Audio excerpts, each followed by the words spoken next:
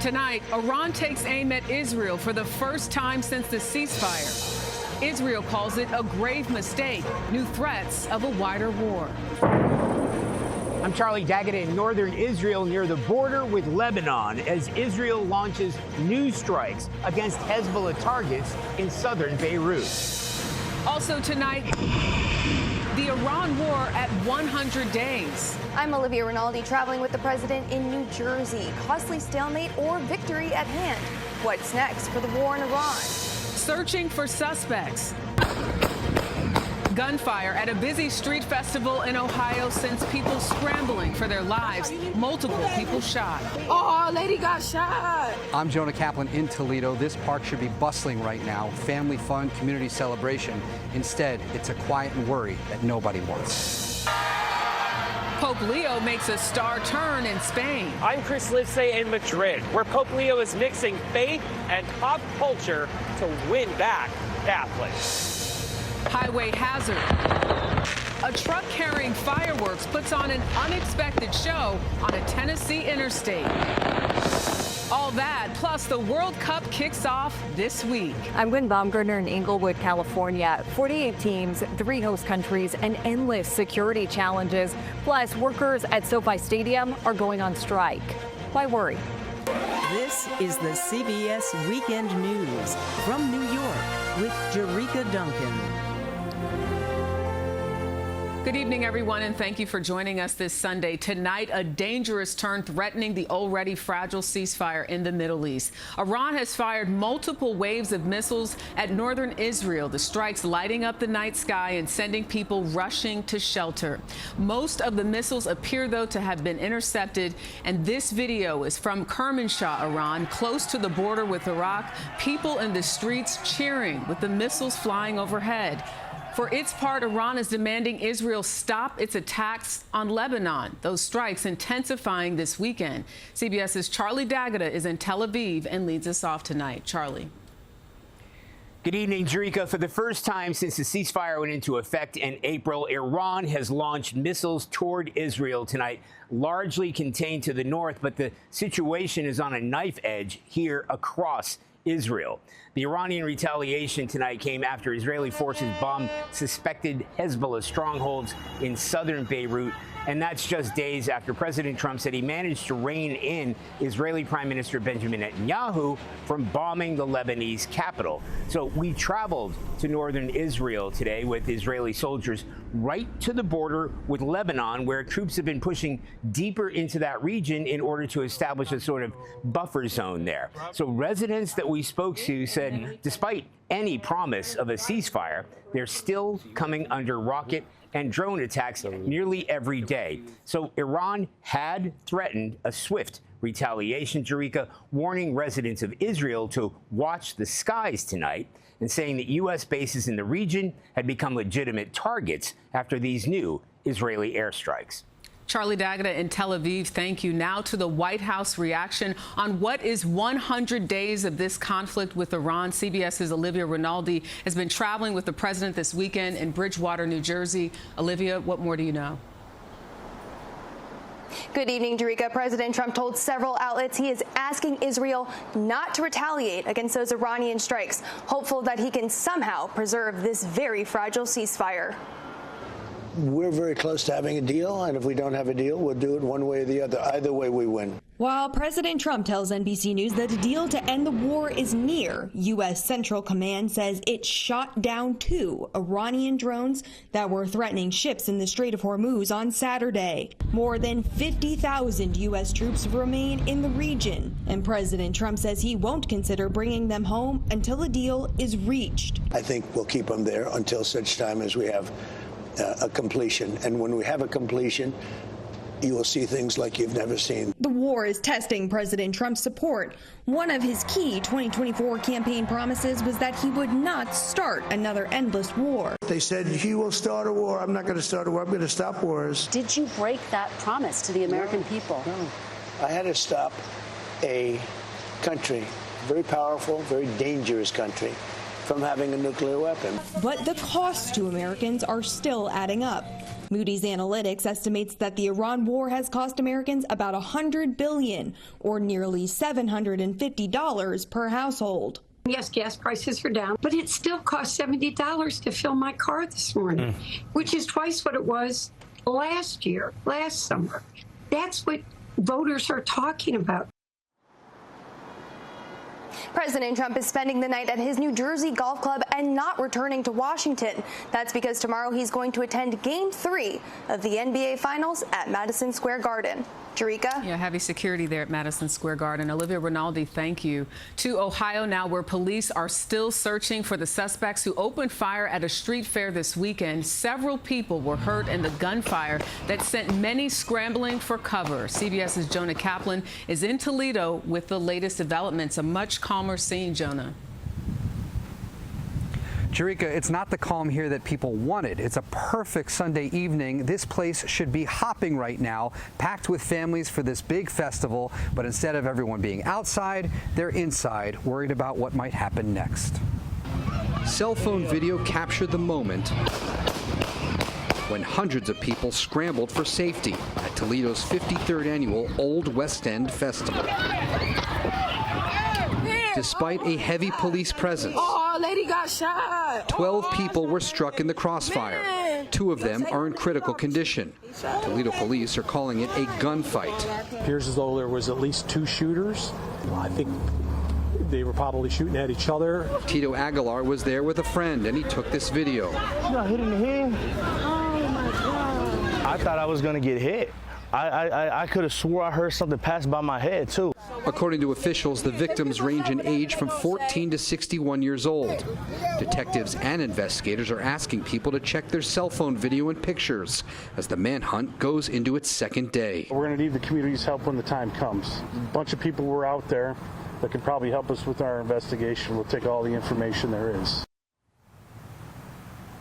We did get a late update saying that all of the injured people, they're actually now in stable condition, so that's good news. When it comes to, though, canceling the rest of the festival, organizers told us it was a heartbreaking decision, but it was the compassionate and most appropriate thing to do. Jerika? Jonah Kaplan, thanks so much. Today, Pope Leo was greeted by giant crowds in Madrid on his week-long visit to Spain. The Pope was there celebrating the country's culture and challenging Europe to acknowledge its Christian roots.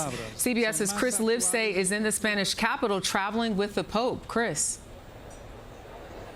Good evening, Jerika. Antonio Banderas is one of the people who turned out to see Pope Leo at this arena event that is geared towards celebrities and influencers. It's fitting for a pope and the Catholic Church at large that appears ever more eager to connect with a mainstream Europe that has been radically and very rapidly secularizing. Cheering crowds have showered Pope Leo's route with flower petals. At one point, Leo flashed a playful 6-7 hand gesture from the Pope Mobile. A small moment that spoke to a big challenge facing the church, connecting with young people. Today, Leo also met migrants and homeless people, both a touchstone of his papacy. Spain is not as Catholic as it once was. Only a little more than half the country calls itself Catholic today. That's down from more than 90% in the 70s. Many have said they left the church after the clergy sex abuse scandals.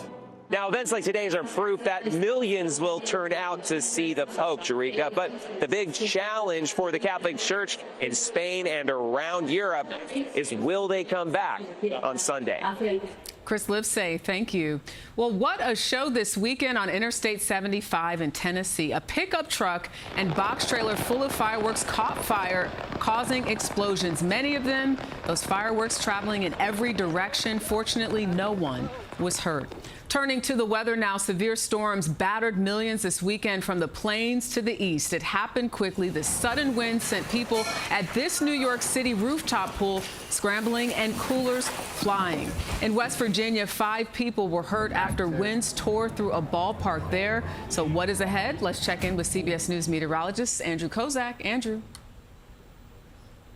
Well, Jerica, some more severe weather and a very busy weather pattern shaping up for us over the course of the next couple of days. Tonight, it's the plains rather than the east, still dealing with the showers and storms. Yesterday we had 436 severe storm reports, including 2 tornado reports in Arkansas. Tonight, it's Arkansas and southwest Missouri that we're watching for severe weather. We will also overnight watch a cluster of showers and thunderstorms move through the Dakotas. This will take us overnight and into Monday. Tomorrow, it's Nebraska, and then back towards South Dakota that will have that chance for severe weather. An enhanced risk for Tuesday across portions of North Dakota, South Dakota, and Minnesota. So this is going to bear watching the next couple of days. Now, in the meantime, we are starting to clear things out and dry things up for the East Coast. In fact, delightful for New York City tomorrow. Temperatures only in the 70s. Don't get too used to it, though, because the other big story this week is the heat and the moisture combining. We're looking for a mid to late week heat wave for much of the I-95 corridor and the East Coast. Jerica? Andrew Kozak, thank you. We are just days from the first matches of the FIFA World Cup taking place right here in North America. CBS's Gwen Baumgartner is outside SoFi Stadium in Inglewood, California, where it appears a penalty is already being called. Gwen. Jerica, this is where 70,000 fans are expected to celebrate the U.S. men's national team as they kick off their World Cup run this week. But thousands of stadium workers here are threatening to disrupt their first match. International soccer stars are arriving to the event FIFA's president calls the greatest show ever on planet Earth. But hold the popcorn.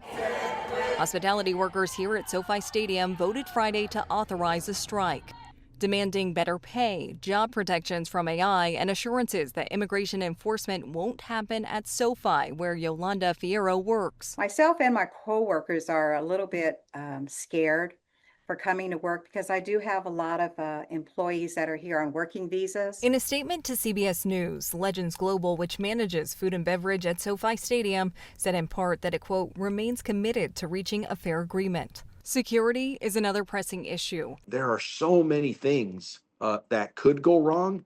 And yes, we are prepared. Despite federal grants, local law enforcement agencies say they are preparing to shoulder additional expenses like American-made drone fleets. The directive coming out from the federal side was that anything that was not solely sourced, built, and manufactured here in the United States was no longer going to be allowed.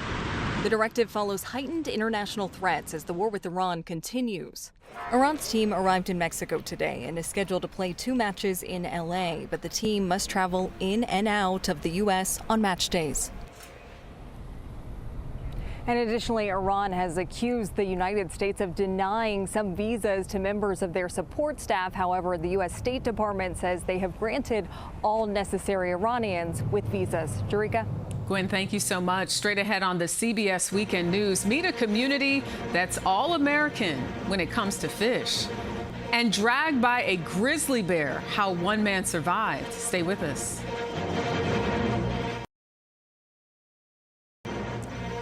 You've heard the saying, there's plenty of fish in the sea. Well, that's no longer the case according to the United Nations, which says 35% of the world's fish are being unsustainably harvested. CBS's David Schechter visited a fish market in San Diego to reel in some solutions. After a morning on the San Diego Bay, fisherman Johnny Glosson, who goes by Johnny G, comes back with some seafood you know about. That thing is so big. This thing's probably about 50 years old. Oh my God. And some you may not. So this is new to the palate of people in San Diego. Yeah, not many people have heard of sheep's head, but we're introducing it. What would you say it tastes like? It's a white, mild, flaky meat. They call this fish poor man's lobster right here. Sheep's head. Many locals consider it a trash fish and won't buy it. That sentiment is part of a larger trend, with Americans getting 70 to 85% of their seafood imported from other countries. We have all this beautiful seafood here. I mean, every coast, East Coast, the Gulf, Alaska here. Why not utilize it? It's worth it, you know, when you know what you're eating. To cultivate a taste for what's local, Johnny G and other longtime fishermen now sell directly to customers, like a farmer's market, but for fish. Dockside market, get your fresh fish. The public has taken the bait. Every Saturday at the Tuna Harbor Dockside Market, hundreds of San Diegans line up early for urchin, rockfish, and crab that couldn't be fresher. And it's not just families with coolers. It's also accomplished chefs, such as Travis Swikert. What do you have in your bag? What do you got? So today I have some sheep's head from Giant G and then also some of his live spiny lobsters. At his restaurant Florette, Swikert's menus are based on what local seafood is in season, showing customers that what they thought was a trash fish is actually fine dining. You can only have this here. That's super special. Anybody can ask the server any night, who was this fish caught by? And the server knows. This is Johnny G bouillabaisse right here. The servers will know Johnny G caught this. 100%. At the market, Johnny G gets a higher price for his catch than if he sold it to a distributor.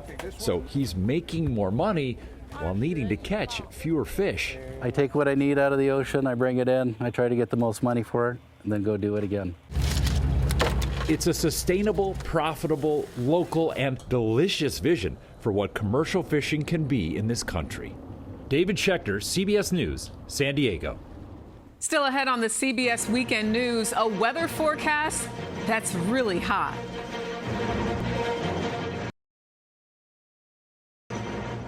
A California man is recovering after being attacked by a grizzly bear. It happened in Montana's Glacier National Park. Daniel Crago took this photo moments before encountering two bears on a hiking trail. Just kind of thought, this is it. Bit down on my arm, thankfully dragged me maybe 20 feet. Jeez, Crago suffered serious wounds to his arm. Fortunately, other hikers, including a doctor nearby, quickly came to his rescue.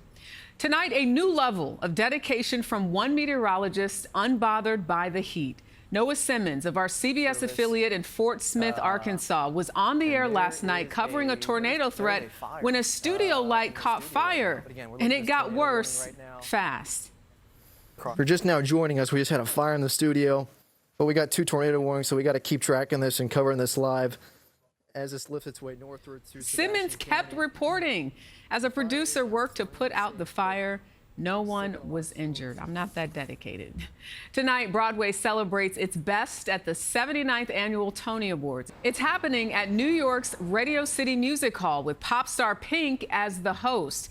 Now, new shows will, of course, be honored, but so will long-running staples like Chicago and The Book of Mormon. You can watch the Tony Awards right here on CBS starting at 8 p.m. Eastern. Next on the CBS Weekend News, the wartime junk that became known as the jeepney.